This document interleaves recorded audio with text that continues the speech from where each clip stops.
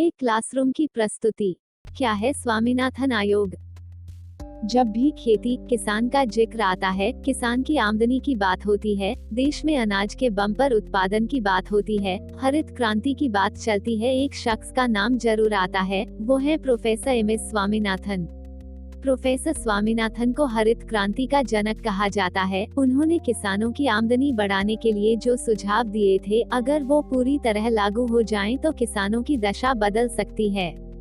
चलिए आपको बताते हैं कौन है स्वामीनाथन और क्या थी उनकी सिफारिशें। 7 अगस्त 1925 कुंभकोणम, तमिलनाडु में जन्मे एमएस स्वामीनाथन पौधों के जेनेटिक वैज्ञानिक हैं। स्वामीनाथन भारत की हरित क्रांति में अपनी महत्वपूर्ण भूमिका के लिए विख्यात हैं। उन्होंने 1966 में मेक्सिको के बीजों को पंजाब की घरेलू किस्मों के साथ मिश्रित करके उच्च उत्पादकता वाले गेहूं के संकर बीज विकसित किए थे। हरित क्रांति कार्यक्रम के तहत ज्यादा उपज देने वाले गेहूं और चावल के बीज गरीब किसानों के खेतों में लगाए गए थे। क्यों बना था स्वामीनाथन आयोग? अन्न की आपूर्ति को भरोसेमंद बनाने और किसानों की आर्थिक हालत को बेहतर करने, इन दो मकसदों को लेकर 2004 में केंद्र सरकार ने एमएस स्वामीनाथन की अध्यक्षता में नेशनल कमीशन ऑन फार्मर्स का गठन किया। इसे आम लोग स्वामीनाथन आयोग कहते हैं। इस आयोग ने अपनी 5 रिपोर्टें सौंपी। अंतिम व 5वीं रिपोर्ट 4 अक्टूबर 2006 में सौंपी गई, लेकिन इस रिपोर्ट में जो सिफारिशें हैं उन्हें अभी तक लागू नहीं किया जा सका है। क्या है आयोग की सिफारिशें? भूमि सुधार के लिए इस रिपोर्ट में भूमि सुधारों की गति को बढ़ाने पर खास जोर दिया गया है। सरप्लस व बेकार जमीन को भूमिहीनों में बांटना, आदिवासी क्षेत्रों में पशु चराने के हक यकीनी बनाना व राष्ट्रीय भूमि उपयोग सलाह सेवा सुधारों के विशेष अंग हैं।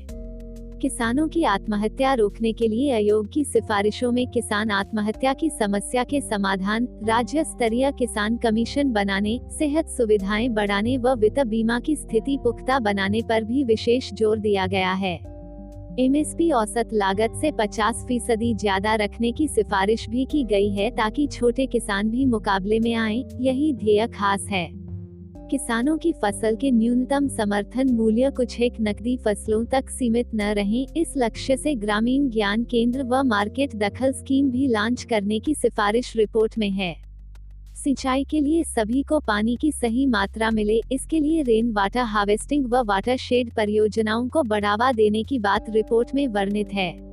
इस लक्ष्य से पंचवर्षीय योजनाओं में ज्यादा धन आवंटन की सिफारिश की गई है।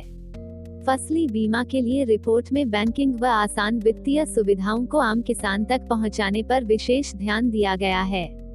सस्ती दरों पर क्रॉप लोन मिले, यानी ब्याज दर सीधे 4% कम कर दी जाए।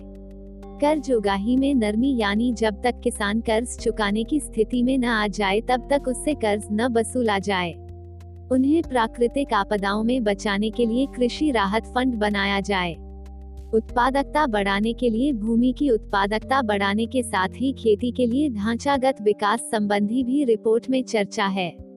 मिट्टी की जांच व संरक्षण भी एजेंडे में है। इसके लिए मिट्टी के पोषण से जुड़ी कमियों को सुधारा जाए व मिट्टी की टेस्टिंग वाली लैबों का बड़ा नेटवर्क तैयार करना होगा और सड़क के जरिए जुड़ने के लिए सार्वजनिक निवेश को बढ़ाने पर जोर दिया जाए।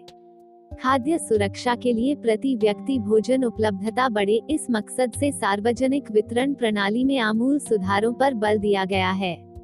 कम्युनिटी फूड व वाटर बैंक बनाने व राष्ट्रीय भोजन गारंटी कानून की संस्तुति भी रिपोर्ट में है। इसके साथ ही वैश्विक सार्वजनिक वितरण प्रणाली बनाई जाए, जिसके लिए जीडीपी, सकल घरेलू उत्पाद के 1% हिस्से की जरूरत होगी। महिला स्वयंसेवी ग्रुप्स की मदद से सामुदायिक खाना और पानी बैंक स्थापित करने होंगे, जिनसे ज्यादा से ज्यादा लोगों को खाना मिल सके।